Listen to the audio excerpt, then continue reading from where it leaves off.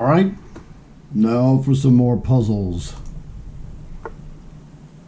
Okie dokie. Now, of course, this is tournament style. So we're going to do this thinking about it and visualizing the moves. So the thing that really pops out to me is his king is trapped. So if we check him, knight e2 check, he's going to go king to h2. So that doesn't do anything. However, what if we go king to g1 first? What does that do? Well, we actually have another move we can play, and that's knight to f5 check, which comes into light. With king to g1, we're threatening knight to e2 check or knight to f5 check, both of which are mate. If he plays h3, knight to f5 is still checkmate. Therefore, king to g1 wins. I don't give a crud about anything else he does. And knight to f5 is checkmate. That's how you do it. Well, that one just, like I said, it just jumped out at me. Oh, that's kind of a nasty move too. What about bishop to d4 jumps out at me? Because, you know, he's attacking my queen, but I see that this is an old French defense sequence where the queen is at the starting square, the bishop is on d3. Bishop d4, queen takes d4, bishop takes pawn check, and you lose your queen. Now, after bishop d4, the queen can't go to any of these back rank squares, can't take the pawn. Every move the queen makes is losing. Loses. The bishop guards this from here on d4, so it loses by the pawn, bishop, and bishop. This wins in every way. Goodbye, queen. So the visualization of bishop to d4 was an absolute winner, and you just have to visualize it. And that's why you should be doing these problems, watching these problems, working through them with me to try and increase your visualization. The better you can visualize pieces moving on the board, the better your moves are going to be. And then we do the other chess problem solutions that help you find the proper moves using my system. So it's a combination. You learn the system and practice using my system to find the moves, and then you use visualization to confirm that those moves are actually good.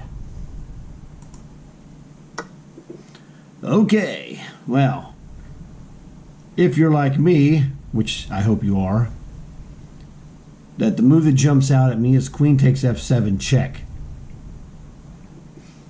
He has, well, two moves, king h8 or king h7. King h7 is terrible because of queen takes g6 check. And to be honest with you, king h8 is also terrible. It's just less terrible. By queen takes g6 check, he's going to have to play rook takes bishop in either case. He is absolutely toasted here with queen takes f7. I don't even have to look at any other move. Now, there aren't a lot of moves to look at. Bishop takes g6, bishop takes b7, all garbage. Rook to b1 really doesn't do much. Oh, you can win the b7 pawn. I can win it, anyway. It doesn't matter. Queen takes pawn check. King h8 is the best move because it avoids the check. And then queen takes g6, forcing rook takes bishop. He's toast.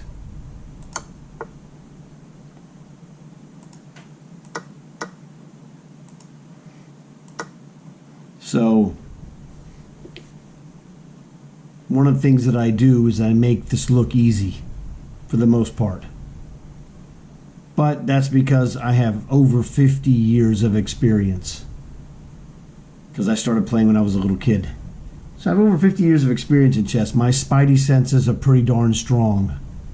Hey, you don't win the number of tournaments I won without having great spidey senses.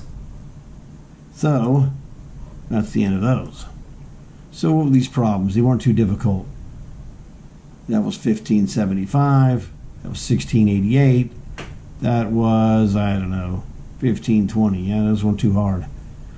But go back to those problems, look at those again, see what you see, and then look at the solutions and see what you didn't get.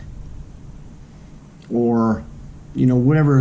If you had a question about it, look at it, and then use your brain power to figure out what's going on. Because I do explain it fairly well, in my opinion. However, I can explain it perfectly, and if you still don't understand it, I didn't help you. Because everybody's slightly different. So do that. That's why you go to my other problem videos where we do these problems and look at them. The more you look at, the more information you're going to get, and the greater your information storage in your brain causes you to improve at a faster rate than other people who don't do this. So that's really what it boils down to. It's experience, and the only way you get experience is by doing it, one way or the other, by watching players and thinking while you're doing it. If you're just looking at it, it's not going to help you. I mean, it will help you very, very small amount, but it'll be negligible. You've got to go, wow, why did he make that move? Okay, and then you figure this out by studying the options. What are the options you thought there were? Whether they're good or bad is irrelevant. Just like this problem was fairly basic, but it's only basic when you understand this was a board situation problem. I have 2 checks. I have actually 0 captures. Basically nothing in the piece contact. Knight b5, knight e6, whatever. Those are terrible moves. It was a board situation. Hey, his king has 1 square that can move to. Let's just take it away from him. So this is the thing. Now, because of my, literally it's over 50 years. Okay, it's not 48 or 49. It's over 50. Started playing chess when I was about 7 years old. So that was like 1969. And, so the thing is, when you play, I played thousands of games versus my dad. It was the 70s. We had nothing better to do. Okay, there was no video games, etc., etc. The best choice was my dad didn't play American games, essentially. My dad was foreign and came to America in the 50s, so he wasn't an American father. So he had no interest and no connection to stuff like Monopoly, Battleship, those kind of games, board games, which were big time in the 60s and the 70s. We used to play the heck out of Monopoly all the time, and Parcheesi, Game of Life, etc., Risk. He didn't play any of those games. He didn't care for that stuff. He liked chess. That was it. So that was the only board game he really played, although, back in his homeland, he played backgammon. So he taught me how to play backgammon, so we played cutthroat backgammon matches like we also played cutthroat chess. Now, backgammon is a game where there's a finite amount of skill, much smaller than chess. So he was a terrific backgammon player, as was I. And then, it just boils down to your dice rolls and your execution of what happens during the dice rolls. So those games were extremely competitive all the time. Chess we couldn't play after I got good because he wasn't good. So the thing is, on this one was a board situation. So king g1, we're going to checkmate this guy on one of 2 squares. He played h3, it was the only move. We checkmated him on f5. So this is the thing. It's just a system of learning and applying to the board position, and that's how you generate the moves that win the games. And you use the visualization to help you imagine that it's all going correctly so that you can execute in a tournament. Because when you play in a tournament, it's where you separate the men from the boys. If you're not prepared, you're going to lose, and lose badly. So Do more problems. Check out my other videos. They will make you stronger. It's just that simple. Okay, dude, I'll talk to you guys later.